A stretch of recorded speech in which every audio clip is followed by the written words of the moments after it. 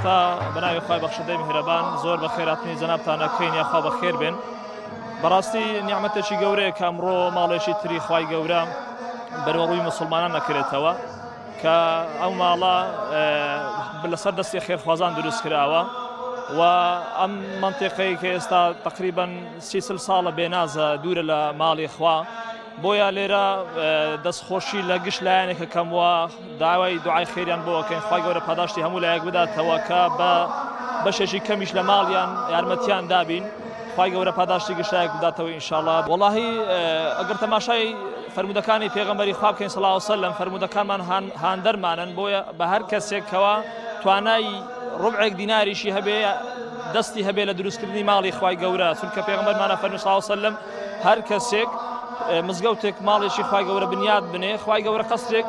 لە قەسرەکانی بەهەشتی بۆ بنیاد ئەنێ بەڕاستی بۆیە هەتا پێغەمبەر فەرمی صلی الله علیه و سلم مزگەوتەکە با بەقەدەر هێلانەی کۆترێکیش بێ بۆیە ئەوە هاندەرێکە کە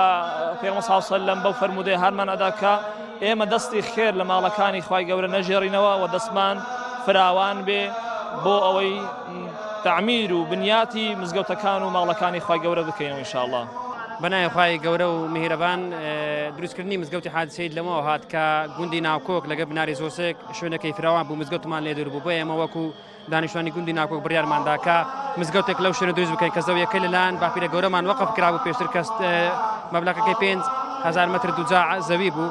لە 25 نۆی ساڵی 2021 دەستمان بە دروستکردنی مزگەوتەکە کرد دوای 3 ساڵ و نیو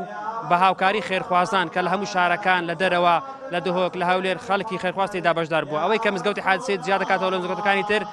خەڵکەکە بە خۆڕسک هاتووە پارەی هێناوە بۆ ئەو مزگەوت یعنی لە مزگەوتەکان نەگەڕاوین لە سۆشیال میدیا بڵاوان نەکردوتەوە بۆیە لە ئێستاش دوعای خێر و خێرخوازانەکەی دەستخۆشیان لێکەین کە بەشدار بوون لە دروستکردنی ئەو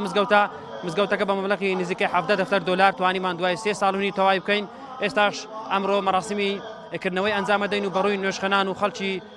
دانیشتوی گوندی ناوکۆک و گەڕەکی بناری زۆسک دەکرێتەوە. دروستکردنی ماڵی خوا شتێکی زۆر گرینگە مهمە جالەوەی کە قوتابخانە و نەخۆشخانە لە شوێنەکان دروست دەکرێت هەندێک شوێن هەیە پێویستی بە مزگەوتە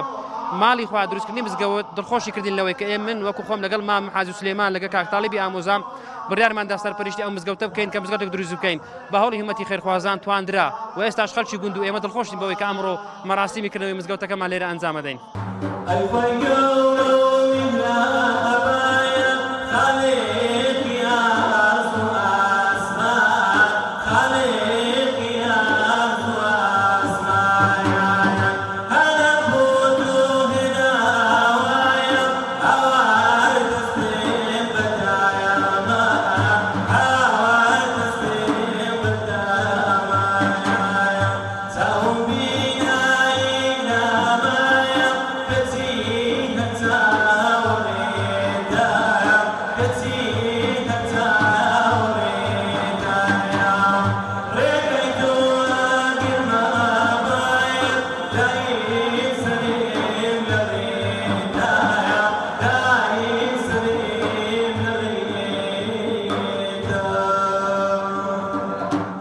يا معلومي هم ولاك كحضرة رسول الله صلى الله تعالى عليه وآله وسلم يكم زكاة داخلي شاري المدينة بو يكم مؤسسة ويكم شوين كدروستي كردو دايما زان بريتيب ولا مزقوت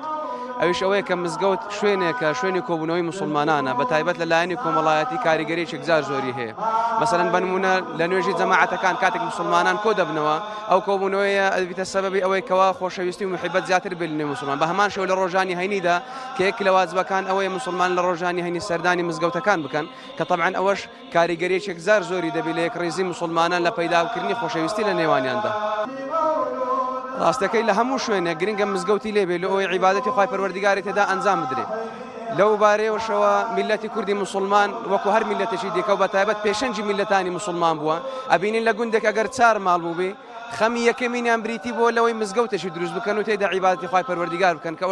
ئەوەیە گەنی کە میلەتی کوردی مسلمان زۆر جوان لەو پەیامەی تێگەیشتیە کە پێویستە لە هەموو شوێنێک لە هەموو گەڕەکێک لە هەموو گوندێک ئەگەر 4 ماڵیش بن پێویستە مزگەوتی خۆیان هەبێ لەوەی تێدا کۆبوونەوە عیبادەت و تاعەتی تێدا ئەنجام بدەن. بسم الله الرحمن الرحیم بەناوی خوای گەورە و میهرەبان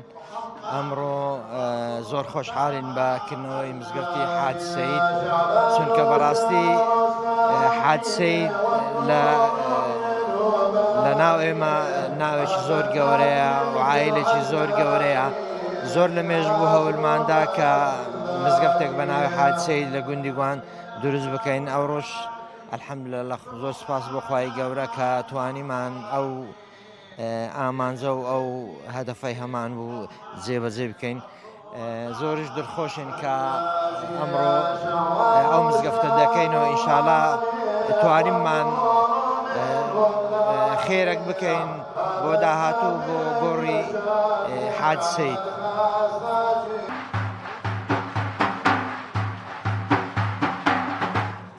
بینایی نامایە کەچی هەتا